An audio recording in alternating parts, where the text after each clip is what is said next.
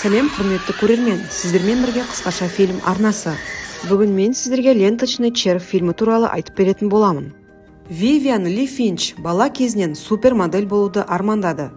Ол өзінің подиумдағы жолын тікелей ультра сәнді Шейла Клейн агенттігінен бастауға шешім қабылдады. Енді Шейлиге қазірдің өзінде модельдік келбеті бар әдемі жас қыздардың лайықты кезегі жиналған болатын. Сондықтан Вивиан өзіне деген қымбат есіктен алыс жерден орын алды. Мұнда ол Хейзермен, басқалармен қатар фотографиямен айналысатын өзі секілді қызбен танысады. Хейзерде 3 айдан бері Нью-Йорктегі түрлі кастингтерге қатысып, өз бақытын табуға тырысып келеді. Қыздар бірден достасып кетеді, тіпті кім бірінші жетістікке жетсе, екіншісінің мансабында көмектеседі деген келісім жасайды.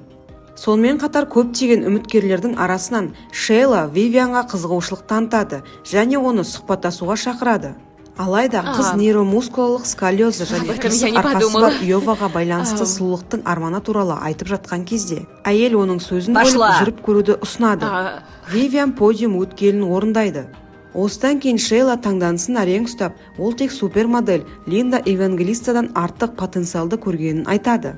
Алайда әйел үміткердің 44-ші өлшемі туралы білгенде, оны толықсың деп атайды және агенттікке қабылдаудан бас тартады.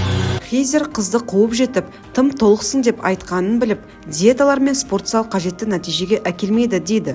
Сондықтан көптеген сәтті модельдер жүгінетін белгілі бір доктор Тадеуш Лауға баруға кеңес береді. Қыз дәрігерді қараңғы жерде орналасқан блоктан табады.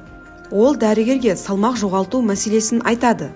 Дәрігер Лау оған Modify препаратын тағайындайды. Оны тек модельдер ғана емес, Голливуд жұлдыздары да қолданады деп сендіреді.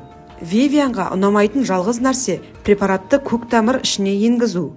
Алайда дәрігерде және Хейзерде Modify қауіпсіз деп уәде береді. Ал қарсы көрсетілімдері өте минималды. Бірнеше айдан кейін арықтаған қыз Шейлиге кастингке оралады. Сол жерде ол оны қабылдайды және бірден Вивиан Modify'ды қабылдап жатқанын біліп, кенеттен одан табысты мансап үшін инъекцияны жалғастыруды сұрайды. Қыз түсірілімге кіріседі және бір күні үзіліс кезінде ол бір-біріне көмектесуге көндірген Хейзер мен Шейлоны таныстырады. Әйел бәріне ыстық күннен жасырынуды ұсынады. Ал Вивиан досына бұғы өзінің пайдасы үшін оны жеуге дайын гиенамен тіл табыса алмайтынын меңзейді. Сол күні қыз кенеттен есінен танып қалады. Оны қарап болған дәрігер қыздың жүрегіндегі шуды мазалайтынын айтады. Бұл сколиоздың салдары екенін білгеннен кейін Вивианға оны одан жасырғаны үшін ұрсады.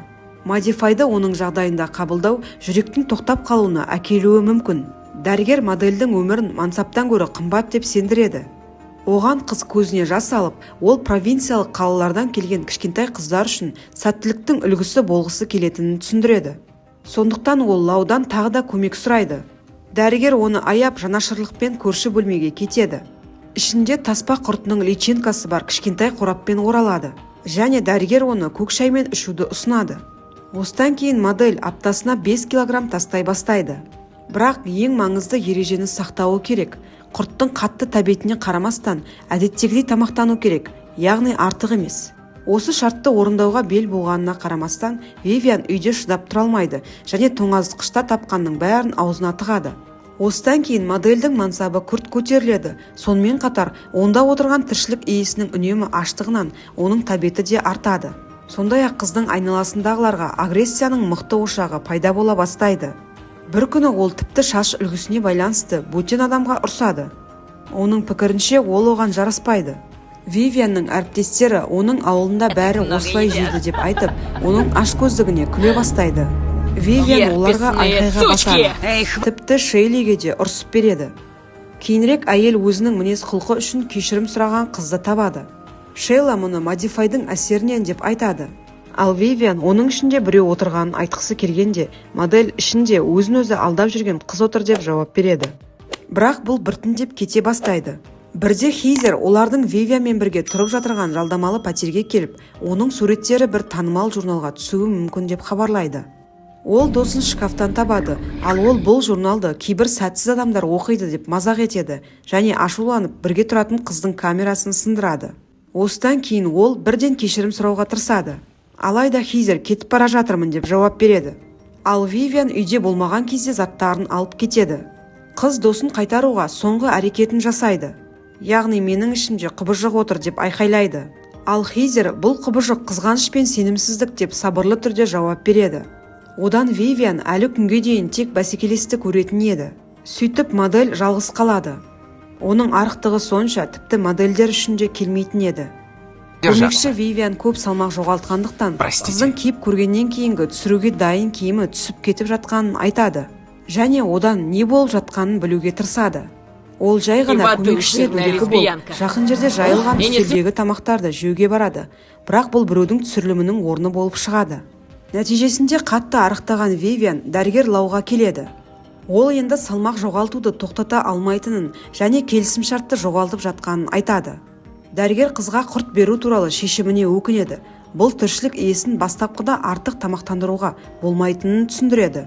Модель өзінің агрессивті мінез құлқы туралы айтқан кезде, дәрігер таспа құрт организмі өте қабылдағыш деп түсіндіреді. Сондықтан оның мұндай әрекеттері тек қорғаныс механизмі болып табылады. Ал ашкөз тіршілік иесінің негізгі рефлексі қауіп төндіретін барлық нәрсені жеу. Вивиан одан құртты алып тастауды өтінеді.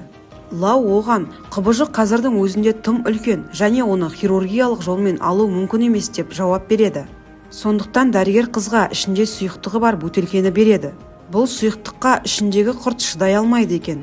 Егер сусын ағзаға енсе, құрт шығудың жолын іздей бастайды. Нәтижесінде ол анус арқылы шығады.